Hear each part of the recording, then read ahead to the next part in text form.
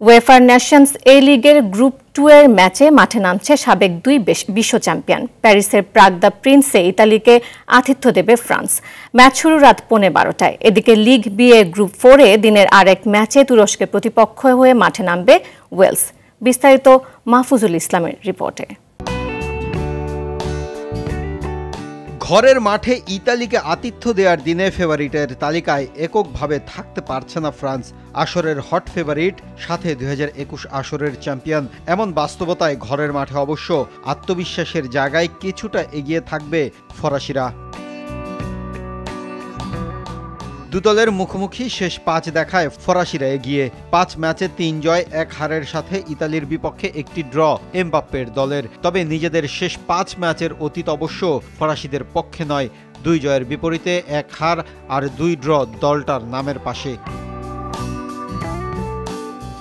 অন্যদিকে প্রতিপক্ষ ইতালিও নেই স্বস্তিতে। ফ্রান্সের বিপক্ষে অতীতটা মসৃণ নয় দলটার। পাশাপাশি নিজেদের শেষ 5 ম্যাচে 2 জয়ের সাথে সমান ম্যাচে হারের রেকর্ড আছে তাদের।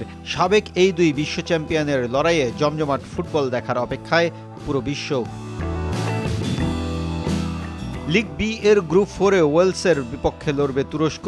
এর আগে ওয়েলসের বিপক্ষে 9 বারের মুখোমুখি দেখায় 3 জয় ও 4 হার আছে তুর্কিদের।